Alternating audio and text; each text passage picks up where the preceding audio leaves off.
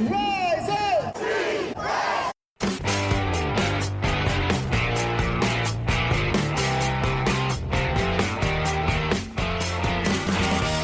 This is the Rise Up See Red podcast, all about the Arizona Cardinals and the NFL, featuring insider and outsider perspectives. Enjoy the best hour of Cardinals talk on the web. Now here are your hosts, Jess Root and Seth Cox.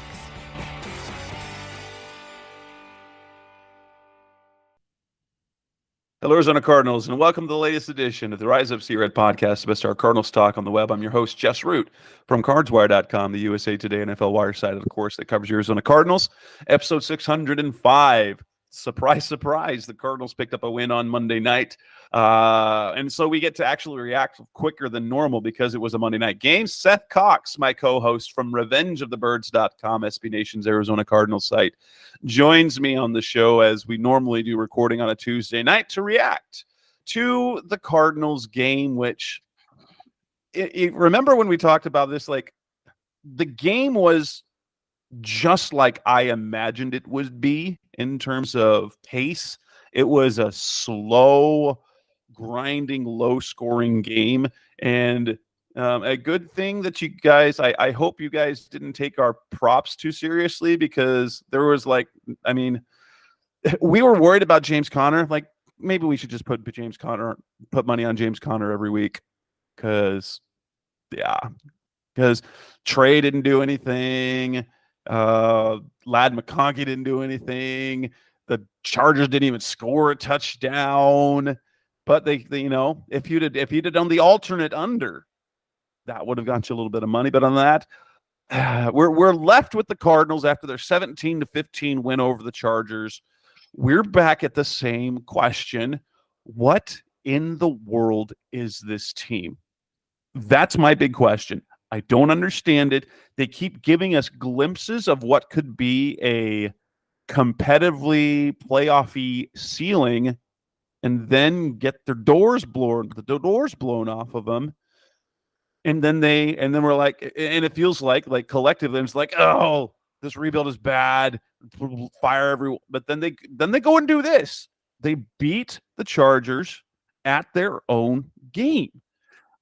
And they're getting me excited, but then, like, they're going to go to Miami next week and play a team that's, now we'll talk about the Miami game later in the week, who's getting their quarterback back. And when they have their quarterback, their offense is really good.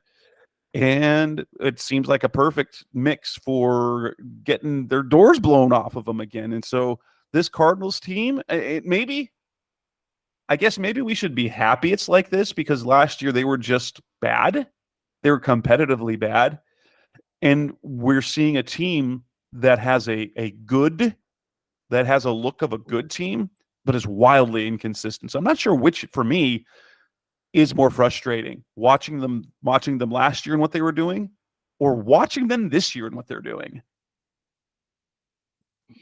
Yeah, and it's interesting just in general to see this team. And I mean, basically every week you look at it and you go, all right, who are we going to get? Like, what are we going to get show up? Like, I know we'll talk about the game as this night goes on, but isn't it wild? And you said it, that they out-chargered the Chargers. And not just that, but then you watch the game and you go, excuse me, you go, where has this been? Where has this enthusiasm and this effort and all of that been from the beginning, especially on the defensive side of the ball, right? Like, to see this rush defense, the pass defense was terrible, let's be honest, but this rush defense come out and just basically blow the Chargers offense back consistently and repeatedly, it was shocking. And Yeah, then the Chargers have a good offensive line. They run the ball a lot, and the Cardinals, like, they've not stopped anybody except for the Rams on with the run. We went over the numbers last week. So it's an LA thing, is what you're saying. Maybe that is it. Maybe that is it. But let's do a quick reminder of the number of yards, rushing yards they had given up the previous several weeks. Okay, so started off with the Bills, 130. The Rams, 53. But again, we talked about that. We put an asterisk to that because they also had 5 sacks. They blew up their running game. The Rams are playing with a backup guard and a third string left tackle. So 53 yards, and their offense cooked early, and so they couldn't chance. But the 4 games after that, 187, 216, 153, 179. That's atrocious run defense. And then they held the Chargers to 59 yards, which I have no idea. Well, not just that, Jess, but think about it. How many of these fans, us included, are always just clamoring nonstop? They need to invest in the O-line. O-line needs to be what they invest in. This, that, and all of that. And don't get us wrong. We agree 110%. There's no disagreement with us. But the reality is that doesn't mean that it's going to work, especially every week. I mean, you look at it, there's 3 first-round picks on the Chargers offensive line. And they have 2 of the best tackles in football.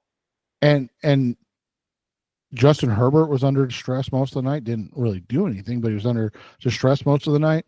And then the run game was, like you said, non-existent. I mean, you and I were like, bet your mortgage on J.K. Dobbins over. Like, this is gonna hit without a question, and instead it just was ugly.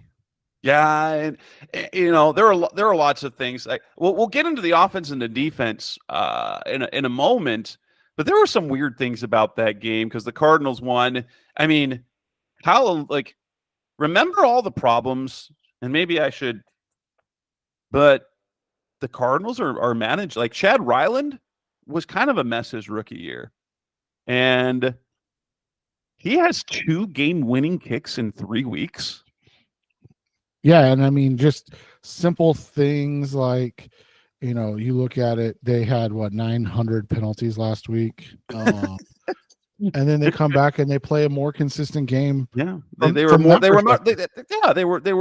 they had 3 penalties, which is kind of what they were doing before. Only 15 penalty yards. And, what would you say, Seth, about I know Chargers fans are very upset on the play before what ended up leading to their go-ahead field goal for the Chargers to go ahead 15-14, when they didn't throw they picked the flag up for Fehoko when Max Melton. It was interesting because the pool report, they threw the flag that was either in illegal contact or pass interference, but because Herbert had thrown it in the end zone and the receiver had broken his route off, they deemed it uncatchable and didn't throw the flag. Chargers fans were livid about that. What did you think about that call? I thought that it was, I mean, I didn't understand why they would throw the flag in the first place, to be completely honest. So to see them wave it off made the most sense to me because it was just a situation where there was no penalty. I mean, there was nothing that happened. So to see, what I thought was weird, we've seen Kyler do it, get flagged for intentional grounding in that same scenario because guys were barreling down right in the face of Justin Herbert, and he got rid of the ball real quick. And now clearly he was going to where he thought a receiver was going to be. And we've seen guys before, quarterbacks throw to a spot expecting a receiver to be somewhere, but wasn't because of miscommunication, and then get called for grounding. I think the Chargers were lucky not to get called for grounding. Yeah, and to that end, I mean, you have to look at it and what happened in that game, and there was just not a whole lot there in that scenario, and quite frankly, I was a little surprised overall that the fact that they just kind of they sat on that play anyways. Like, you figure that they had some chances or some opportunities in different situations, and that going to that was a little interesting to me. Yeah. I will say this, that the Cardinals were incredibly fortunate. They were incredibly fortunate in that game as well. Like that's something that you don't like. That goes beyond the offense and the defense, is that the Cardinals have the ball bounce their way multiple times, and that started off with the James the double turnover when Kyler got picked off by Taylor Tart. I thought, oh no, it's going to be one of those games. And then when Connor stripped him and then Michael Wilson came up with the football where it ended up being a nothing, but all it did was allow them to reset the drive. It for certain took points off the board for the Chargers because they would have been already in field goal range and they probably would have scored a touchdown. And then for Star Thomas to knock the ball out of Jalen Reagor, like to punch the ball out of Reagor's hands like that, and to have the perfect scenario where Reagor had not stepped out of bounds, and then the ball, when Star Thomas knocked it out, it went straight into Reagor's leg, who kicked it forward into the end zone. Basically, the Cardinals saved at least 10 points. Were saved at least 10 points on those two plays alone. And that was basically the difference of the game. And of course, James Conner fumbled, and McBride recovered that. That was more effort than lucky, but come on. The interception that turned into a fumble, that's luck. The punch out wasn't luck, but to have Reagor end up kicking it into the end zone, so the Cardinals ended up taking over. Now, granted, Jalen Thompson recovered it, but even if he hadn't, had the ball had gone out of bounds in the end zone, it would have been the Cardinals' ball at the 20 still. So for the first time in a long time, the Cardinals were actually lucky. Yeah, and you look at it, there was the luck, there is the reality that there's the margin of error for teams or players is so low of the skill set of the Chargers, and that's not to take anything away from them or what the Cardinals accomplished, but the reality is they're just not a very good team, and it was we had talked about that, like, number one scoring defense, and they still are even after that game, right? But it's not like they've played anybody that would make you go, oh, that's a really good defense, yeah. Right? Like right. And even still, even with the Cardinals being there now. And so, it's just one of those situations that you look at it and you go, this is a group and a team and all of that. That's overall, the margin for the error is so low. And we saw that with this group, and they couldn't overcome their own mistakes in it. And in turn, again, something that last week happened so much, and then this week didn't happen. There were not the errors from the Cardinals, and there weren't the errors from what we saw from the offense, the defense, the special teams. Like, those things didn't happen, and it's just crazy to me that it's gone back and forth, right? Like, we've seen this team really play well and clean, and I know it wasn't perfectly clean by any means, but we've seen them play well and play clean football, and then we've seen them just be, well, I mean, we've seen them be against the Commanders and Packers where you're like, is this the worst team in the NFL? Like, what is happening right now? And so to see that on a primetime game where it was ugly, it was sloppy, let's be honest. Like, it wasn't the beautiful game that we were hoping they'd come out and be able to throw the ball all over the place and run. But I mean, it was reminiscent of the game against Seattle a couple of years ago. You remember that one? Yeah. Where they were just really able, and I think that was the one that ended in a tie after both kickers missed a bunch. But oh my gosh, that was so long ago, and oh my gosh, that was a game.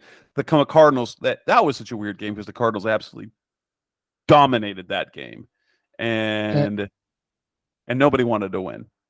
Well, and that's just it. Like, there's, two teams that are physical football teams with talent, but the reality is that it's just a lot of, it's not that there's not talent, but it's just interesting how it comes about. And the overall, the game itself was one that I think we were surprised, not by the outcome, but how it went down, because we really didn't expect to see the Arizona Cardinals as the more physical team running the ball and stopping the run. Yeah, that was crazy. Let's talk more specific stuff. So coming up next on the Rise Up Series podcast, Mr. Cardinals talk on the web. Let's go and talk about specifically the offensive side of the ball. That's coming up next on Rise Up Series. We're back on the Rise Up Series podcast, Mr. Cardinals talk on the web. Let's talk about the offense, which was not particularly good. The metrics aren't good. They had 326 yards total offense. Not good. They went 2 for 7 on third down. Not good. They went 0 for 1 on fourth. Not good. They only had 145 passing yards. Not good. But James Conner was really good. He accounted for 152 of the team's 326 yards. And I don't know how much more we can say about Conner other than he is. We talked about like Kyler. Like, Kyler's the most important player, but honestly, let's be honest at this point. Kyler's play was good. I described it as it was a not good, great game. He had the interception. His completion percentage was bad. But you know what Kyler did? He played the position really, really well.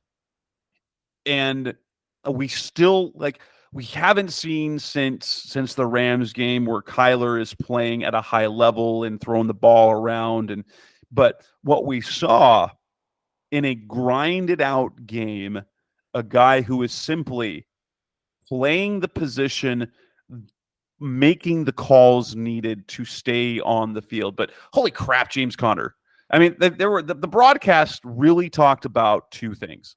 They gushed about James Conner, and they constantly questioned Marvin Harrison's usage. I meant to ask you in the last segment.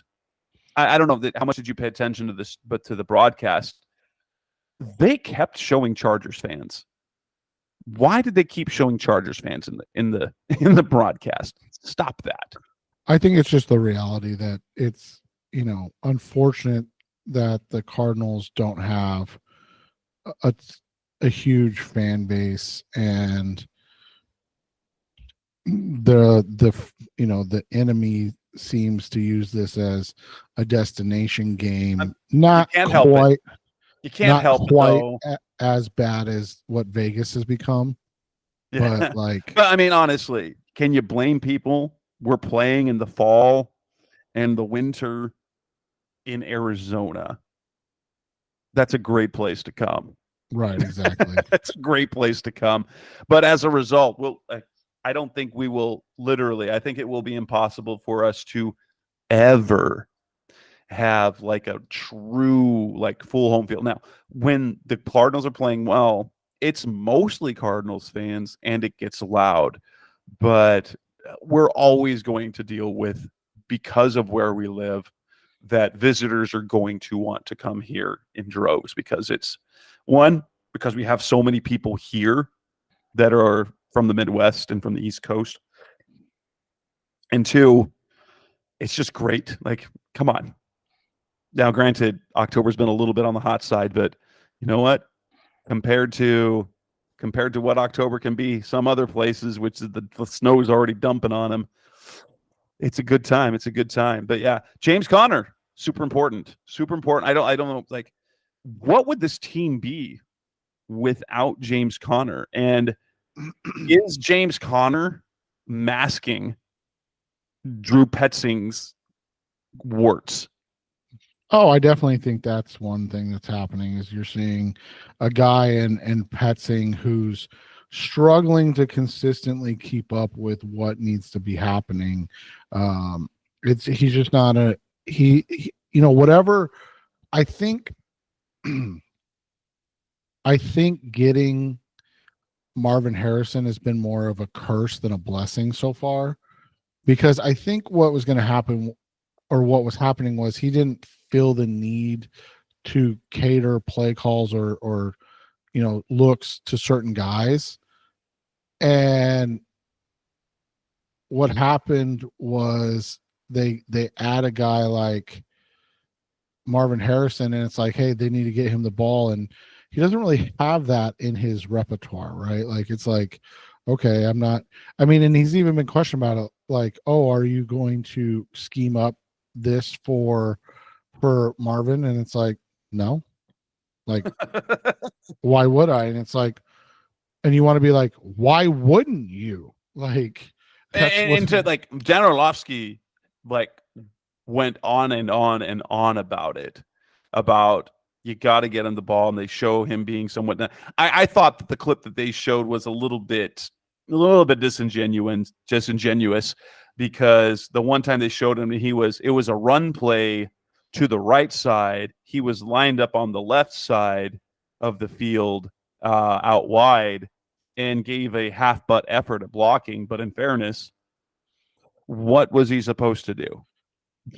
Well, and I think the run play went to the other side of the field, and so he was just supposed to, like, he did what it, but they're like, oh, he's disengaged. I'm like, there is some of that. Yes, there was a little bit of frustration, and Kyler did miss an opportunity to find him wide open down the field, but he was on the move and still made a great throw to Trey McBride. And it was just a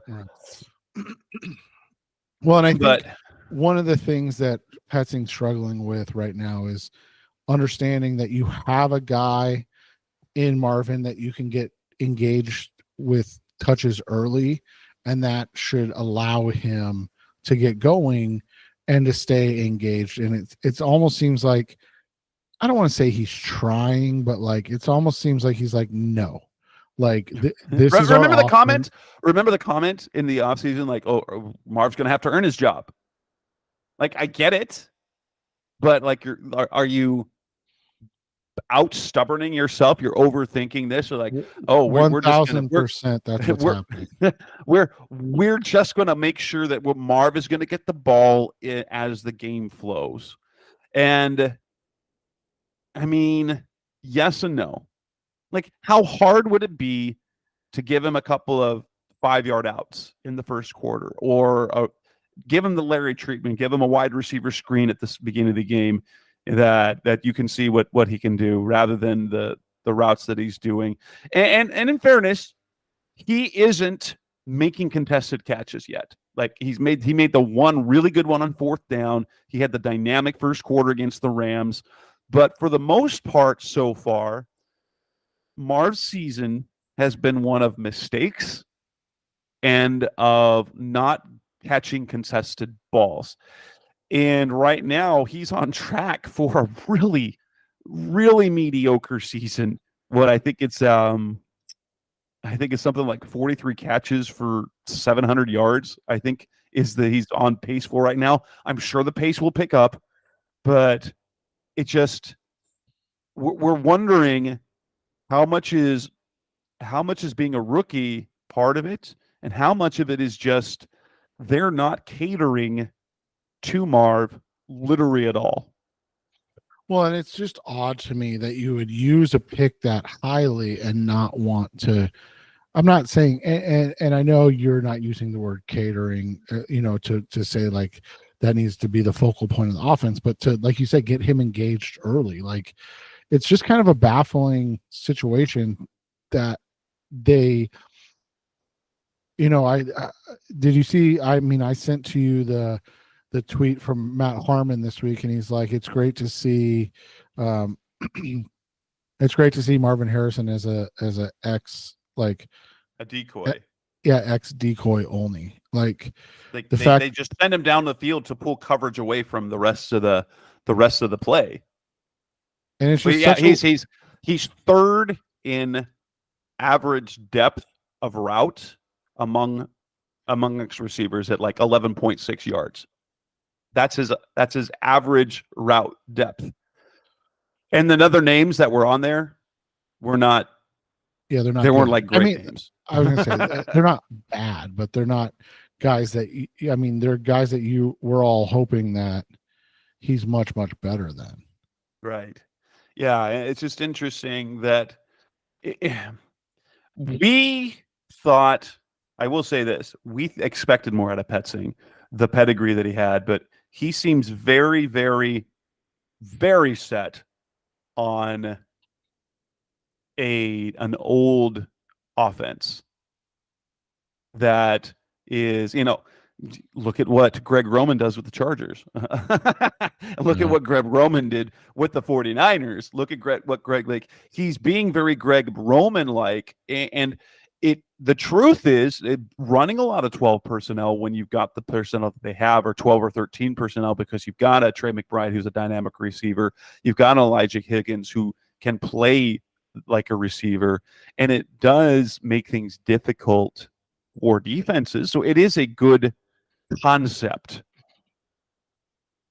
but it doesn't feel like they're doing enough complexity or simplicity, at that matter, in their route concepts to, one, give Kyler places to get the ball away quickly when pressure's coming, and two, maximize the skill set of what we all believe is going to be a special wide receiver in the NFL. Yeah, and that's what the baffling situation is, right? Yeah. What did you think about the play of Kyler? Like, his numbers look pedestrian. They look bad, actually. They're very unimpressive numbers. But what did you think of the actual quarterback play of Kyler? I thought outside of a couple throws that he missed, that he was really good. I mean, you had 3 drops in the game that really hurt them in that situation, and this is kind of what you wanted. You're just, the only thing you want a little more of is some big plays, right? Some plays that end up being, not big runs or not big checkdowns, but like big shots. And some of it is just time, right? Like, people like to talk about his time to throw or the no sacks, but it's like, are you seeing what he's doing to make sure that doesn't happen? Like, and that's his skill set. Like, you look at the box score, like, you're like, oh, the offensive line played great. Did you see them getting pressure? I didn't see. I wonder what the pressure numbers are for the game. But I will say this: no sacks. He only got hit once. So if you look at, Kyler was kept clean, but on the broadcast they did keep talking about the pressure affected throws. So he did a lot of the fact that he was kept clean, he didn't get hit, he didn't get sacked, was a lot because of Kyler on, like, his ability to move around and keep, like, his elusiveness. Is there another quarterback that can do the things that he can do in that specific type of thing? No, I mean, maybe Lamar, but I think it's even different for Lamar. And so it's, it's fun to see, but like we said, the biggest thing is we would like to see some more big plays from him, plays that are taking shots down the field, and that's going to come with time, and that's going to come with better pass pro and comfort in sitting in that pocket for a little bit longer, and we just haven't seen that this year. Trey McBride had a decent game. Not as good as I think we thought he was. Zay Jones wasn't incorporated at all, but like outside of James Conner, the offense was stagnant. It was stagnant. And part of that was the way that San Diego, the way the Chargers defend things. And you have to remember, like, the reality of things like that, you have a team that is playing a shallow too high shell because they know that they're going to win quick against an offensive line, and they're going to try to get the ball out quick. So there's no deep shots coming. And that is what the issue becomes. And it takes a patient, efficient offense to be able to do things.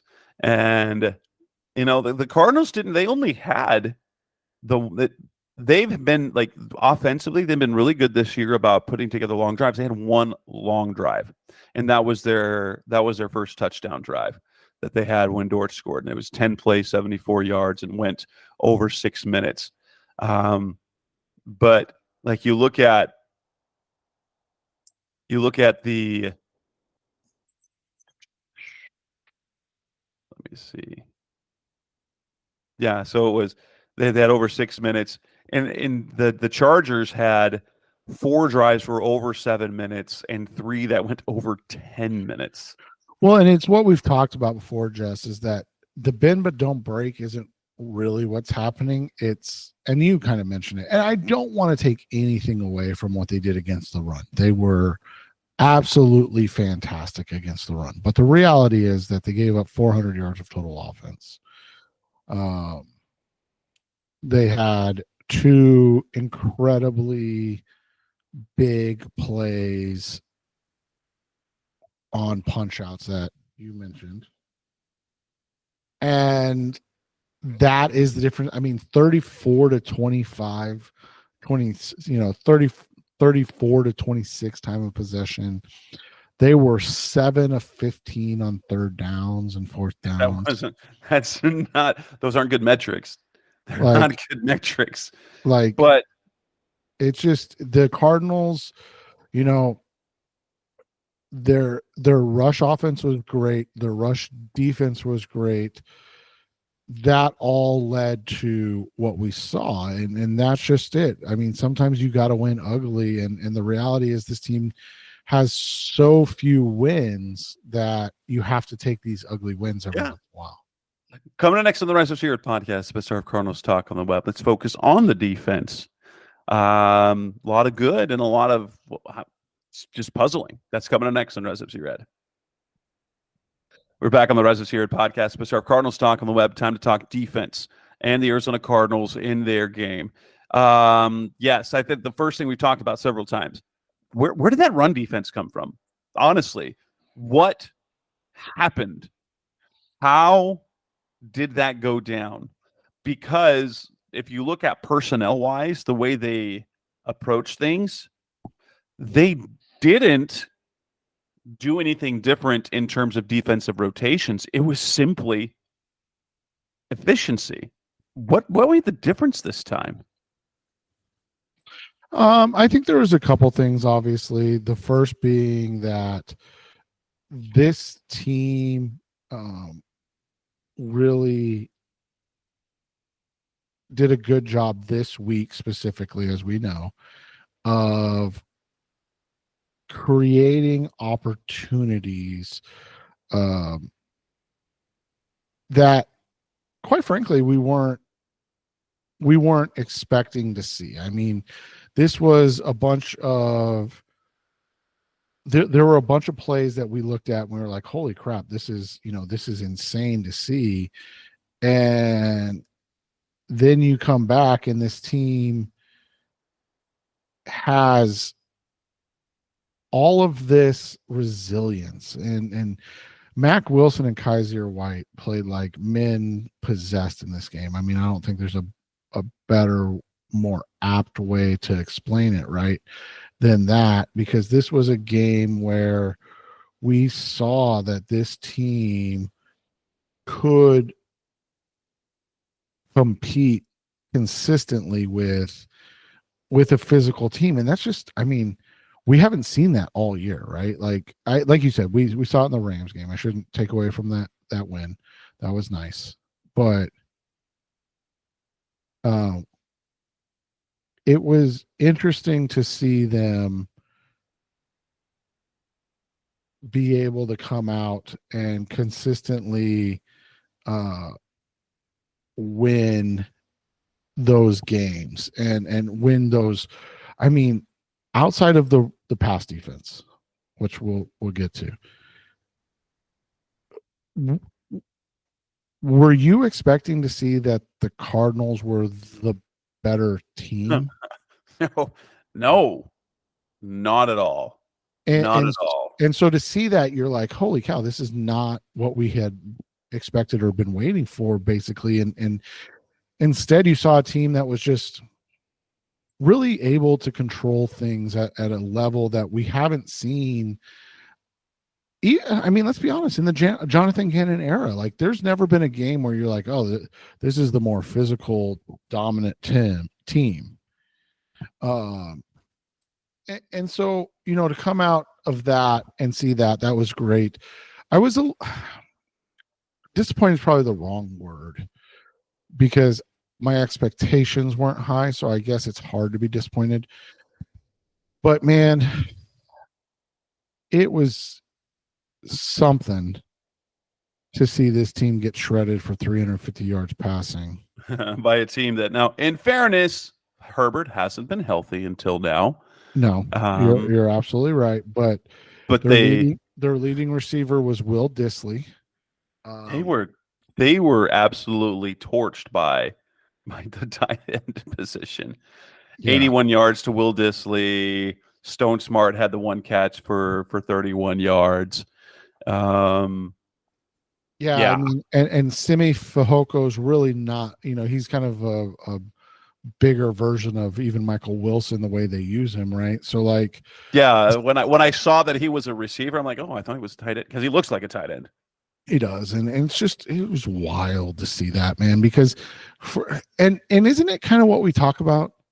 Like, can't we just have a game where all the phases are working, not just the run defense and the run game are great, but the passing game and the pass defense is terrible. Like, why can't we just get all of it to go at the same? I don't know.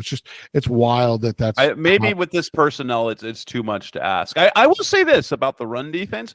I do recall us talking about in our preview show last week that while the Chargers love to run the ball, they're not an explosive running team.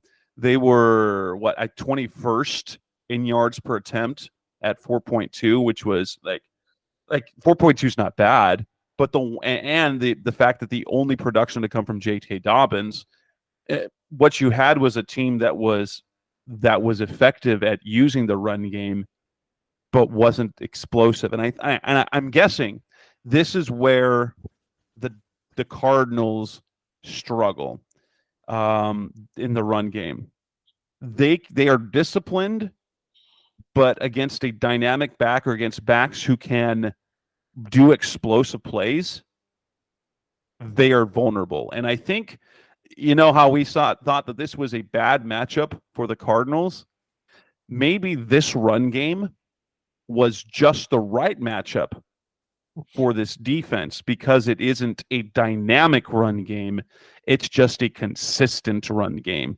And when you match consistency with consistent effort with consistency, it eliminated the big plays. And that's what the Cardinals get in trouble with, is that what we've seen is that they get gashed for 5 to 7 yards a carry, but they also give up the 20-yard runs.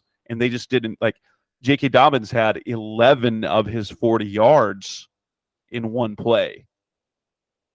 Right, and that's just it. Like, they usually are getting hit for, and like you said, gashed, and instead this week it was like, and it's 11 halves to the ball, and we saw that this week, right? Like, now again, the pass defense left a lot to be desired, but like the physicality, the setting the edge. I mean, and you mentioned it, the one big run by Dobbins, Jesse Luketa didn't set the edge; he went for the tackle in the backfield. Right. So, like, instead of setting the edge and letting somebody else, being selfless and letting somebody else come up and make the play, it was again, nothing against Luketa, a selfish play in a singular instance that allowed them to make, have their only big run of the night. And it was like, hey man, just do your job, trust the guys behind you to do their jobs. But you crashed and let the edge come open, and then nobody could get over there in time. But yeah, I mean, it was kind of, and to be fair, I mean, we know this, that's what you get. I mean, you said it with Jim Harbaugh and Greg Roman, right? It's going to be old school smash mouth football. And this is one of those situations where we just didn't see a team that struggled to get there consistently, and instead was able to make consistent plays and really just control the game.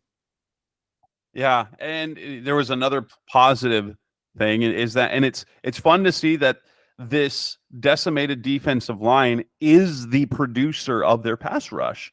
They ended up with 3 sacks, but like Naquan Jones had a sack. He's now had 2 sacks, and he's a guy that was on a practice squad. He had 2 quarterback hits. Dante Sills had a sack and 2 hits.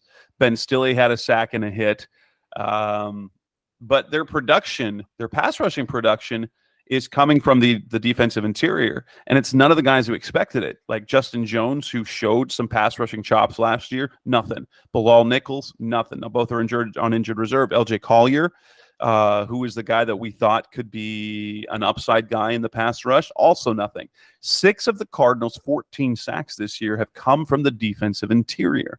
But yeah, and so it's good to see that. So while we're not getting great edge play in the pass rush, that we are at least getting just enough production from the edge that is setting up the interior to clean up.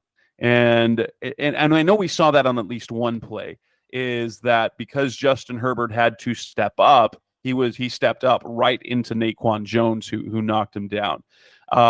So I think at least, while we all want more from our outside linebackers, we want them to get sacks. They are, though, doing some good things defensively that's leading to sacks, even though if it's not at a high rate, as they have 14 sacks as a team in 7 games. Yeah, which is, let's be honest, pathetic. But like you said, it's creating pressures at the right time and seeing opportunities and coming up big and I think that's the biggest thing that's been missing, is the opportunistic defense, right? There's been a lot of poor defense, not a lot of opportunistic defense, right? Oh my gosh, yes. And I thought, of the guys that have a good game, his numbers don't really show it. I thought Garrett Williams had a really good game on Monday night and did a lot of good things. He had 1 pass breakup, but he was in on a lot of plays. And Sean Murphy-Bunting got hurt, and so Max Melton played a lot, and Max Melton played like a rookie and played like the inconsistent player he was, even in college. Like, his best tape is really good. And then there's sometimes you're like, what in the world are you doing? But Garrett Williams, I thought, had himself a very strong game, underratedly so, that I felt that kind of got lost in there, because he made some nice plays in coverage and has been actually really good this year in terms of coverage production. Yeah, and it's interesting to see the improvement of Garrett Williams. Like you said, Melton, I didn't think he was bad. I thought they were aggressive against him with tight ends, and that's something different for a rookie to see, right? Like when you're at Rutgers, you might play one good tight end. So it's something just a little different to see in that situation. So and Starling Thomas continues to be, not bad. It's just a lot of these passes that are getting completed are happening because there's just not a concerted effort and consistent effort. I think that's the best word, consistent effort for both the front end and the back end, right? Like, so it's a lot of, oh, here's a great play, and then it's 3rd and something, and it's like, are you kidding me? Like, how do they complete that pass? And that's so frustrating. And that's, like, I think, 3rd and 16. How did they get a 21-yard completion? Right. There was one I wanted to specifically talk about, and now I can't find it. I got to find it real quick. But yeah, I mean, that's just it, right? Like, there are a lot of situations where this team gets themselves in a position and you're like, hey, you got a really great opportunity here. Oh, this is it right here. So they have a 7-6 lead, right? And it's the 3rd drive of the second half, and it's 1st and 10, 2nd and 8, 3rd and 8. Then they go to Simi Fehoko for 25 yards, and you're like, what the heck? All right, let's get off the field. And then you get a false start. So you're like, oh, okay, 1st and 15. Still a 50-yard field goal, which is basically a chip shot for Cameron Dicker, but and then 2nd and 13. You're like, all right, got him right where you want him. And then they throw it underneath because you have it covered and you're getting pressure. All right, 3rd and 7. You're like, all right, this is perfect. And then they give up a 14-yard pass to J.K. Dobbins with nobody covering him. You're like, what is happening? Like, how can you give up on 3rd and 7? How can you just give up a 0 coverage to the back out of the backfield? Like, what is going on? And that just happens too often, like you said, right? Yeah, it's wild, and I don't know, like, it's how much is talent, how much is scheme, how much is I'm not sure, but I will take. So when we see what they did against the Chargers, so now we're starting to see some things. Okay, there's some ceiling there. They held the line scoreless in a second half. They held the 49ers scoreless in a half, and they kept the Chargers out of the end zone. Not that that's necessarily hard, because they haven't scored a second half touchdown since week 1. Okay, that's a little context, but still, this was a defensive performance that, and like, okay, let's build on that. But it doesn't it feel like, though, that defensive performance is not sustainable? Oh, 100%. You can't give up 400 yards of offense and expect to win a game. I mean, unless it's a shootout. Like, you're not expecting to give up 400 yards of total offense and give up no touchdowns. Yeah, that was crazy. Well, and not just that, but just think about it. Like, you mentioned it, but think about this. These field goals, outside of the 59-yarder and the 50-yarder, it wasn't like they were kicking. I mean, 28-yard field goal, right? Like, that's not good. 47-yard field goal, okay, that's not terrible. Another 40-yard field, like, you're like, what is happening? Like, yeah, you're getting stops. Every field goal got shorter. Right. No, except for the 28. He went 59, 50, 28, 47, and 40. And I think we would have seen, and we'll find out tomorrow, the Cardinals have a penchant for having players of the week against them. Cameron Dicker, had the Chargers won the game, would be the AFC Special Teams Player of the Week, absolutely. Oh yeah, I mean, and he still might be with 5 field goals, right? He might be. I don't know. I don't know if I've ever seen a player of the week that came from a losing team, though. That's I true. think. I think. With that, coming up next on the Rise Up Zero podcast, episode of Cardinals Talk on the Web. Just one last segment. We've got some more injuries to worry about. In fact, a season ender. What's next? That's coming up next on Rise Up Zero Red.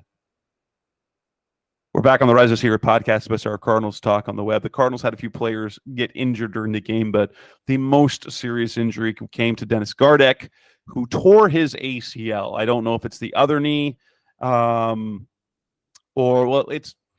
although it is the third time in his life. So at least one of his legs will have had it twice, because he tore his ACL in high school.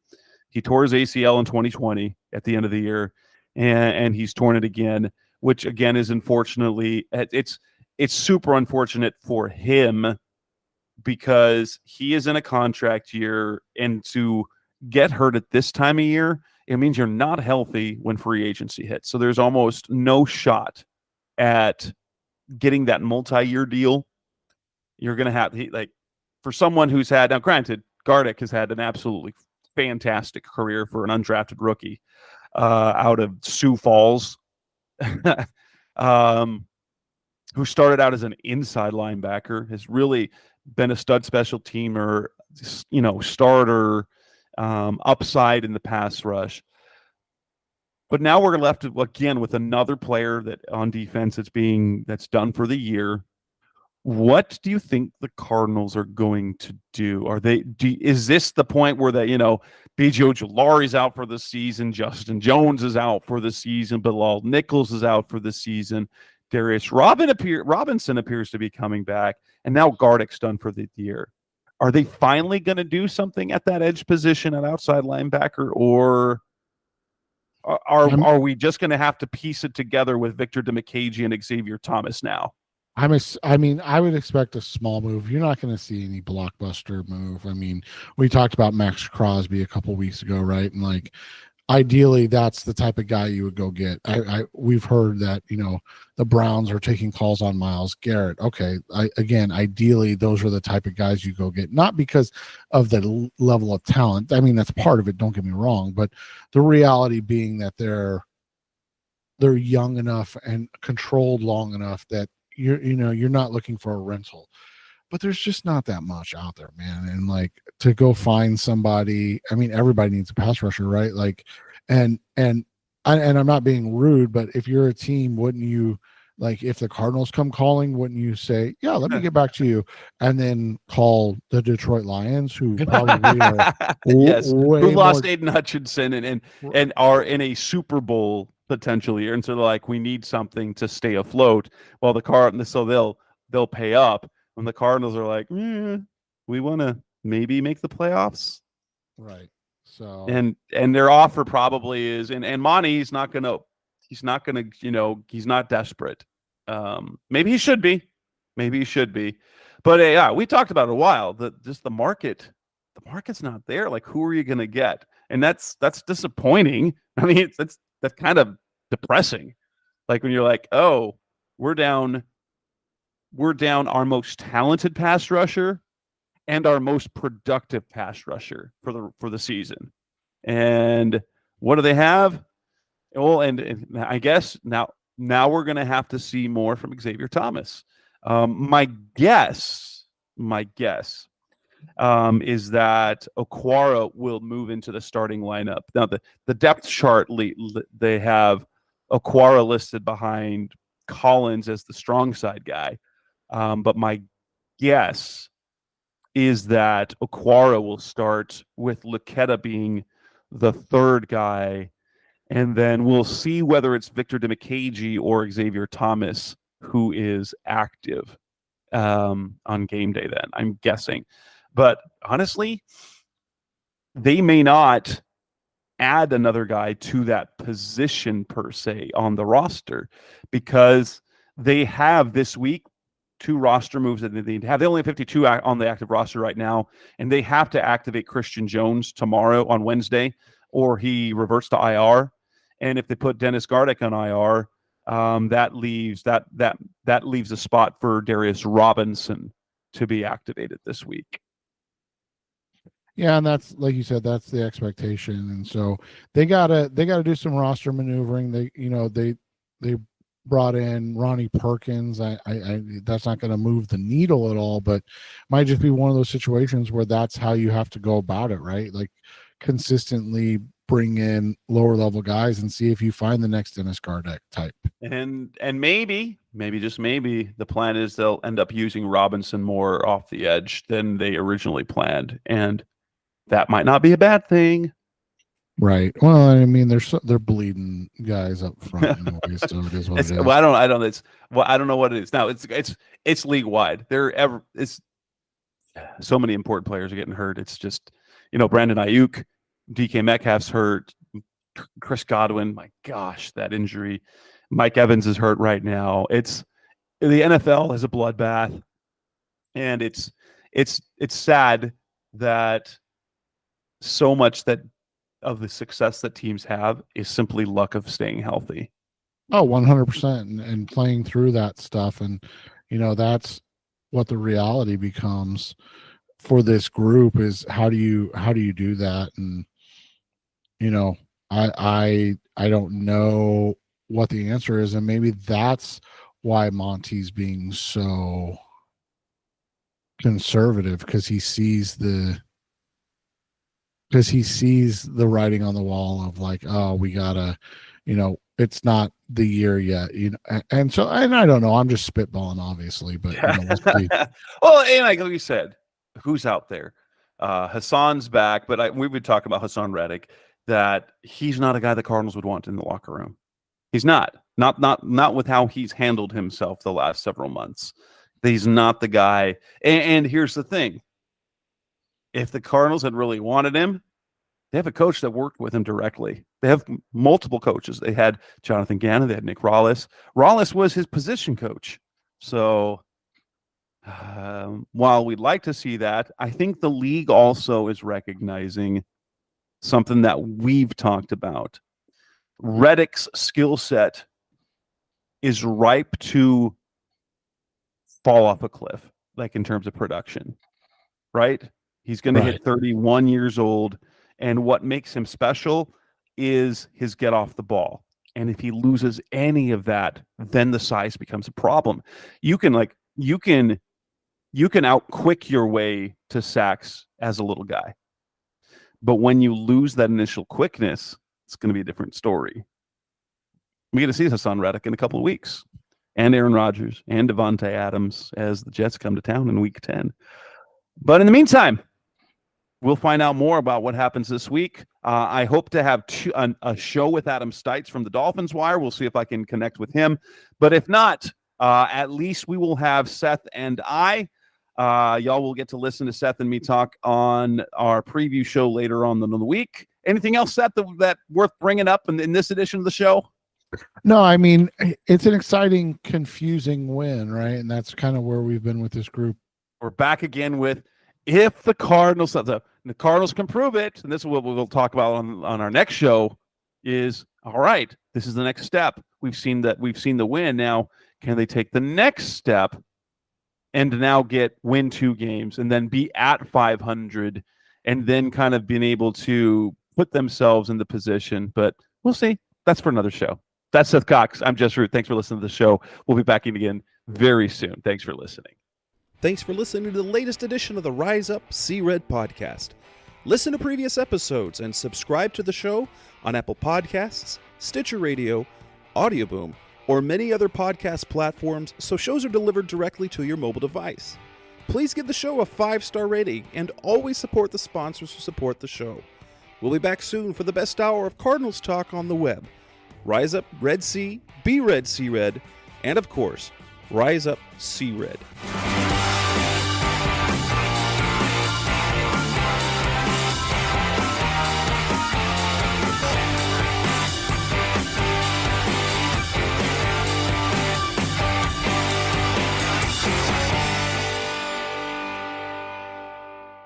Rise up!